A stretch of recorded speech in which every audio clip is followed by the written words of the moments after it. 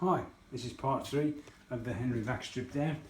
On the other videos we got down as far as the ring gear at the top, which has to be lubricated. We found out that the actual fault wasn't working, was the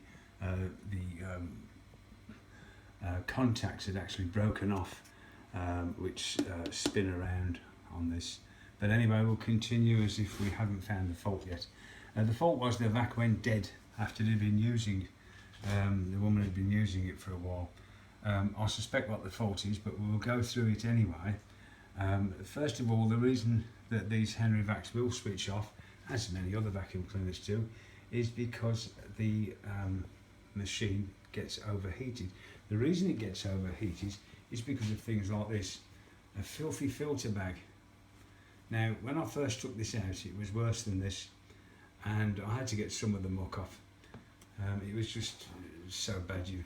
Well, I'm not surprised the vacuum cleaner couldn't breathe, because it sucks air in, the air goes through the filter bag and straight past the motor windings. Now, and the dust is filtered out into the filter and into a paper bag, which is inside there. Now, if the motor gets overheated because the air can't get through here, they have on these motors a cutout switch, a thermal overload, and it's reset itself, and this is it here. It's normally wrapped up and cable tied into place on top of the field windings, but I've snapped it off to show it to you. So this is the thermal overload cutout here. It's like a bimetal strip. When the machine overheats, this inside here, these thermal overload cutouts go open circuit temporarily. When the machine cools down, they reset and current is able to flow through the field windings and the brushes again in the armature. And then the machine will start again, but don't rely on that, because eventually they'll go open circuit and it won't reset itself, and then you'll have a dead vac permanently. Now, also changing the brushes on these, if your brushes get worn down, well, if they get worn down too far, you'll damage the segments on the commutator. This looks pretty decent. It's not pitted or badly scored. So it's a good commutator.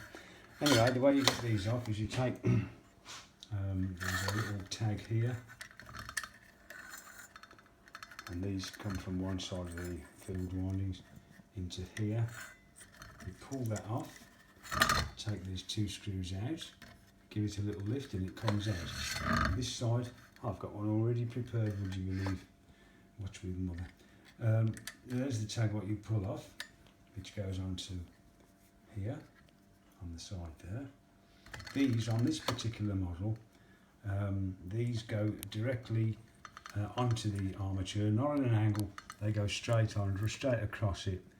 On some motors, you'll find brushes at a slight angle like that. But on this one, there's a lot of different motors they put in these Henry vacs. They didn't use one motor. They use at least half a dozen different types of motors. So some motors you can do this, some motors are designed you have to just throw it away. But on this particular one, you can replace the brushes if necessary. And you push that in so far, and there's a little lip which it catches on, and there we are. Put the screws back in, put your tab back on, and there we are. It sits in there nicely. Now, the on and off switch on this particular model is different once again. This goes on this part here, and it's just a push on and off switch underneath here. That puts it down and that works on the switch, which is underneath the upper casing and the motor there. That's your on and off switch. There's your speed control switch. Now, the speed control switch will bring this out here. This switch is on. It doesn't bring in a separate set of field windings. What it does, it gives a different voltage to the motor. There's a, I think this is Triac, I think, speed control. It's TP106.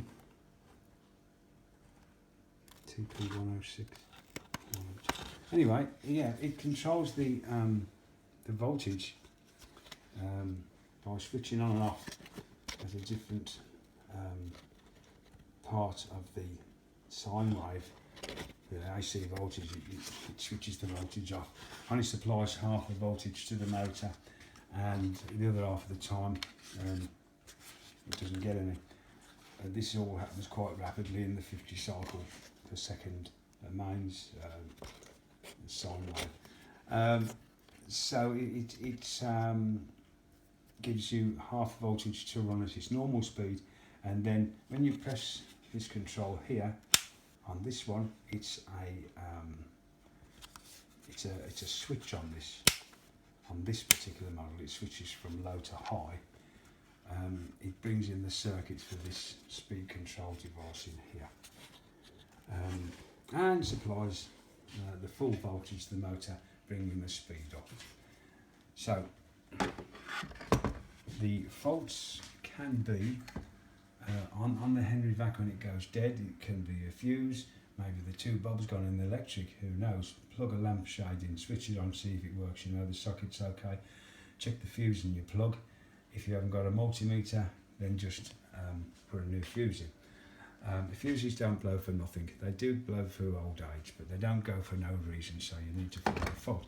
Check the mains lead, look at it, especially if you've got an upright cleaner, because if the agitator brushes go over the mains lead in an upright cleaner, they'll trash the lead, and it'll be dangerous as well. Always unplug these machines before you work on them, unless you really want to kill yourself. So then we come down to the mains lead. You need to put a battery and bulb on the mains lead to check it over. You can, as I've said before, you can short out your switch, your connectors in there, put a piece of wire across them, see if your battery and bulb lights at the other end, because you'll have taken the plug off and put your battery and bulb on there instead of a plug. Coming down, check your switches are working again, battery and bulb with a couple of probes, see if you're getting power across the switch contacts.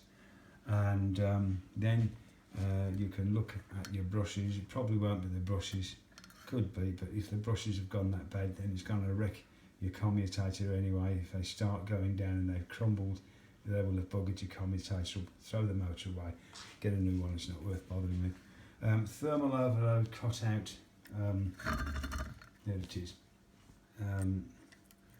If that's all it is, it may reset itself after half an hour. If it doesn't reset itself, then that's gone, and by the time that keeps going, you'll have overheated the coils anyway, your field windings, and you've probably buggered them up.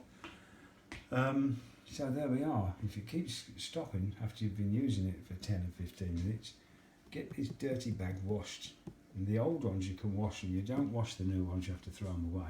And put clean bags in, new bags, you know. If you overheat it, if it's blocked up, you're going to overheat the motor, thermal overloads cut out, you're still going to keep going, and eventually you're going to bug your motor up. So there we are, there's your faults which will stop a Henry vac from working. Also, when you clean your filter out, you need to check if that doesn't do the job. The fans inside here, the suction turbine, the fans, can also be caked in dust, and that will stop your machine from working as well, because that will make it overheat. It is possible to get this casing split off underneath. It's not difficult, I mean it's not easy, or I should say. And if you put this in hot water, not the whole motor, only this part here, no deeper than that, okay? Be very careful, no deeper than that line there, okay?